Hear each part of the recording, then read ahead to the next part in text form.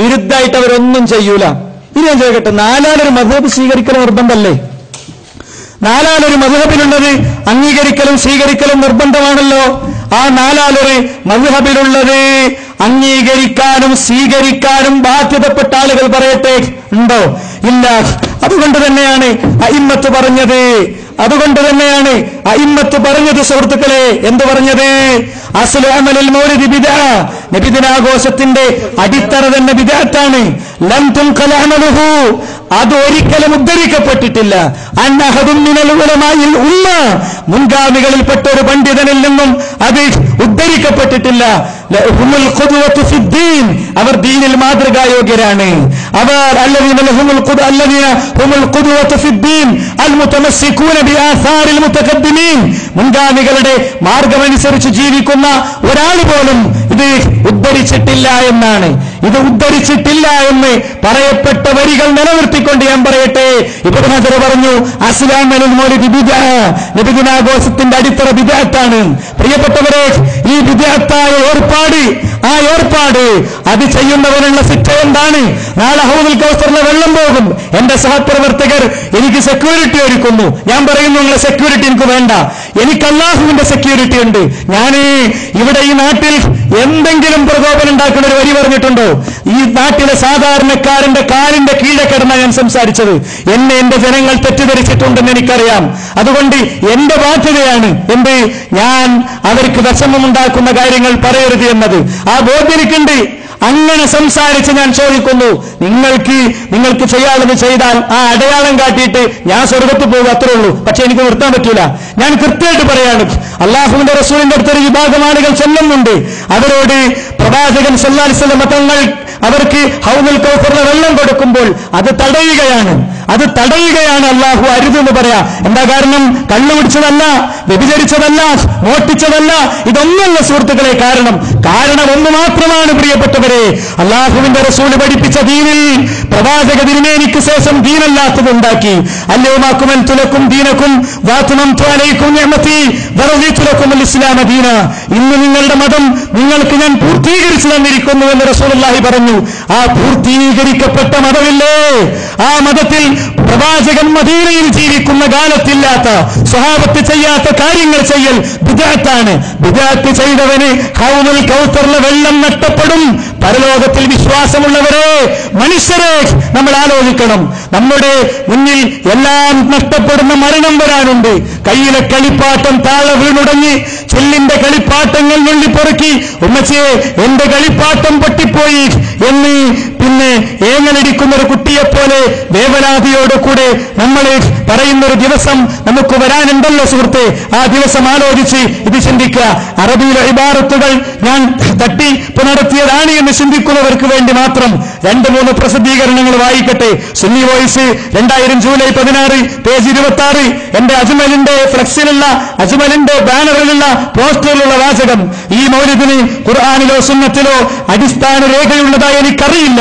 മതത്തിൽ മാതൃകയാക്കാവുന്ന സമുദായത്തിലെ പൂർവീക മാർഗം അവലംബിക്കുന്ന ഉലമാക്കളിൽ ആരിൽ നിന്നും ഇത് ഉദ്ധരിക്കപ്പെടുന്നില്ല. അൽ ഹാവി കൃത്യമായി എഴുതാണ്, അടിസ്ഥാനപരമായി മൗലിദ് ബിദ്അത്താണ്. ആദ്യ 3 നൂറ്റാണ്ടുകളിലെ മഹത്തുക്കളായ മുസ്ലിങ്ങളിൽ നിന്ന് കൈമാറി വന്ന ആചാരമല്ല ഇത്. അതുകൊണ്ടാണ് ഞങ്ങൾ എതിർക്കുന്നത്. ഈ ബിദ്അത്ത് ചെയ്താൽ ഹൗദുൽ കൗസറിലെ വെള്ളം പോകും, നരകമാണവന്റെ സങ്കേതം. അവനിൽ നിന്ന് നിസ്കാരം സ്വീകരിക്കൂല, നോമ്പ് സ്വീകരിക്കൂല. നിങ്ങളുടെ നിസ്കാരം സ്വീകരിച്ചു കിട്ടാൻ, നോമ്പ് സ്വീകരിച്ചു കിട്ടാൻ, സക്കാത്ത് സ്വീകരിച്ചു കിട്ടാൻ വേണ്ടി സുഹൃത്തുക്കളെ ഞങ്ങൾ ചെയ്യുന്ന ഒരു കാര്യം, അതിനെങ്ങനെ കൈകാര്യം ചെയ്യേണ്ടതുണ്ടോ? നിയമപാലകർ ഇവിടെ ഉണ്ടായിട്ടും നിയമപാലകരെ പോലും അവഗണിച്ചുകൊണ്ട് നിങ്ങൾ നടത്തുന്ന ദാഷ്ട്യം, ആ ദാഷ്ട്യം തൽക്കാലം വിനയപൂർവ്വം ഞങ്ങൾ അവഗണിക്കുകയാണ്. അതേസമയം എന്നോട് നിയമപാലകർ നിർദ്ദേശങ്ങൾ തന്നിട്ടുണ്ട്. സലഫി പ്രസ്ഥാനം നിയമത്തിന്റെയും നിർദ്ദേശത്തിന്റെയും അടിസ്ഥാനത്തിൽ മാത്രം പ്രവർത്തിച്ച പ്രസ്ഥാനമാണ്. അതുകൊണ്ട് നിയമപാലകർ പറഞ്ഞതിന്റെ മുമ്പ് ഞാൻ എന്റെ സംസാരം അവസാനിപ്പിക്കും. അവരെന്നോട് 8:40 അവസാനിപ്പിക്കാനാണ് പറഞ്ഞത്. എങ്കിൽ അതിന്റെ മുൻപ് ഞാൻ എന്റെ സംസാരം അവസാനിപ്പിക്കും. എന്തുകൊണ്ട്? എന്റെ ദൗത്യം ഇവിടെ അവസാനിച്ചു. നാളെ പരലോകത്ത് ഇതാ എന്റെ 2 സൈഡിലും ചേരം പിടിച്ചു നിൽക്കുന്ന എന്റെ സുഹൃത്തുക്കളും ഇരുട്ടിൽ നിന്നൊളിഞ്ഞ് എന്നെ കല്ലെറിയുന്ന എന്റെ പ്രിയപ്പെട്ട സഹോദരങ്ങളും വരും. അന്നത്തെ ദിവസത്തിന് മുമ്പേ നിങ്ങൾക്ക് ഞങ്ങൾ മാപ്പ് നൽകിയിരിക്കുന്നു. നിങ്ങളുടെ വിശ്വാസത്തോട് കാണിക്കുന്ന ആദരവാണ് ഉരുളൻകല്ലായി വരുന്നത്. ഇത് നിങ്ങളുടെ കുഴപ്പമല്ല, നിങ്ങൾക്ക് നേതൃത്വം നൽകുന്നവരുടെ കുഴപ്പമാണ്. അറിയാം ഞങ്ങൾക്കവരെ. നിങ്ങൾ ഈ കല്ലേറ് നടത്തിയിട്ടില്ലെങ്കിൽ അവർക്ക് ഇത്തരം ചോദ്യങ്ങൾക്ക് ഉത്തരമില്ല. നാളെ പോയി ചോദിക്കൂ. നമസ്കാരം കഴിഞ്ഞിട്ട് ഉസ്താദിനോട് ആയിഷ ബീവി ആഘോഷിച്ചതുണ്ടോ, സിദ്ദീഖ് റളിയല്ലാഹു അൻഹു ആഘോഷിച്ചതുണ്ടോ, സ്വഹാബത്ത് ആഘോഷിച്ചതുണ്ടോ, ഖുർആനിൽ ഇതിന് തെളിവുണ്ടോ? ഖുർആനിൽ തെളിവുണ്ടോ എന്ന് ചോദിച്ചാൽ സൂറത്ത് യൂനുസിൽ ആയത്ത് പറഞ്ഞുതരും. അപ്പൊ നിങ്ങൾ ചോദിക്കണം, ഈ ആയത്ത് ഉസ്താദ് ആദ്യം കണ്ട നമ്മളല്ലല്ലോ, നമ്മുടെ മുൻഗാമികൾ കണ്ടിട്ടില്ലേ, സ്വഹാബത്ത് കണ്ടിട്ടില്ലേ? അതിന്റെ അടിസ്ഥാനത്തിൽ അവർ ആഘോഷിച്ചിട്ടുണ്ടോ എന്നത് നിങ്ങൾ ഓരോരുത്തരും സുഹൃത്തുക്കളെ ചോദിക്കണം. ഖദീജ ബീവിന്റെ മൗലൂദ പിന്നെ പറയാ. അങ്ങനെയാണെങ്കിൽ ഉസ്താദ് ഖദീജ ബീവിന്റെ മൗലൂദല്ലേ ആദ്യം ആഘോഷിക്കേണ്ടത്? ഖദീജ ബീവിന്റെ ജന്മദിനല്ലേ ആദ്യം ആഘോഷിക്കേണ്ടത്? ഖദീജ ബീവിക്ക് വേണ്ടി അല്ലാഹു നിന്റെ റസൂൽ ആടിനെ അറുത്തു എന്നാണെങ്കിൽ അതല്ലേ ആദ്യം നടത്തേണ്ടത്? ഇനി അവരുടെ ജന്മദിനം നോക്കിയാണോ ഉസ്താദെ ഇത് നടത്തിയത് എന്ന് നിങ്ങൾ ഉസ്താദുമാരോട് ചോദിക്കുക. പ്രവാചക തിരുമേനിയെ പ്രശംസിച്ച് പാടിയ പാട്ടുകളാണ് പിന്നെ ഉസ്താദുമാര് പറയാ, അല്ലെ? പച്ചപ്പെട്ട് പുതപ്പ് കൊടുത്ത കാര്യമാണ് പറയാ. ചോദിക്കണം നിങ്ങൾ, ഈ ഹദീസ് ഉദ്ധരിച്ച ബുഖാരിയോ അതല്ലെങ്കിൽ മറ്റു പണ്ഡിതന്മാരോ ഈ ഹദീസിൽ നിന്ന് ഇത് റബീഉൽ അവ്വൽ മാസത്തിനോ ആ ദിവസത്തിനോ ഏതെങ്കിലും അർത്ഥത്തിലുള്ള പ്രാധാന്യം നൽകി ആഘോഷിക്കാനുള്ള തെളിവായി ഇത് ഉദ്ധരിച്ചിട്ടുണ്ടോ? ലോകത്തിലെ ലക്ഷോപലക്ഷം അയിമ്മത്ത്, ലോകത്തിലെ ലക്ഷോപലക്ഷം മുൻഗാമികൾ ഞങ്ങൾ ഏതിനും അങ്ങനെ ചോദിച്ചിട്ടുള്ളൂ. മുൻഗാമികളിലേക്ക് നോക്കണം. ഓരോ വിഷയത്തിലും ഞങ്ങൾ പറഞ്ഞിട്ടുണ്ട്. എന്താണ് ഈ ഹദീസ് മനസ്സിലാക്കിയവർ പറഞ്ഞത്, എന്താണ് ഈ ഹദീസുകൾ പഠിപ്പിച്ചവർ പറഞ്ഞത് എന്ന് പരിശോധിക്കണമെന്ന് ഞങ്ങൾ പറഞ്ഞിട്ടുള്ളൂ. അത് പരിശോധിക്കാൻ തയ്യാറുണ്ടെങ്കിൽ ഇതൊക്കെ ചെയ്ത് വീട്ടിൽ പോയി കിടന്നുറങ്ങും മുമ്പ് ഭാര്യയോട് ചർച്ച ചെയ്ത് സുഹൃത്തുക്കളെ ഒരു 2 മിനിറ്റ് നേരത്തെ ചിന്തയ്ക്ക് നിങ്ങൾ തയ്യാറാകണം. എന്തുകൊണ്ടറിയോ?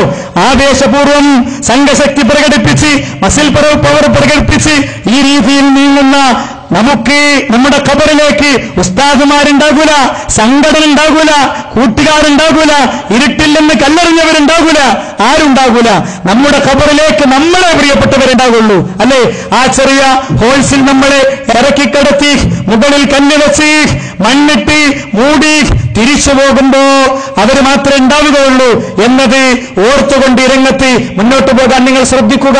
അള്ളാഹുവിന്റെ അനുഗ്രഹത്താൽ ഈ പരിപാടി അതിന്റെ എല്ലാ അർത്ഥത്തിലുമുള്ള പ്രൗഢിയോടുകൂടി ഇവിടെ അവസാനിക്കുകയാണ്.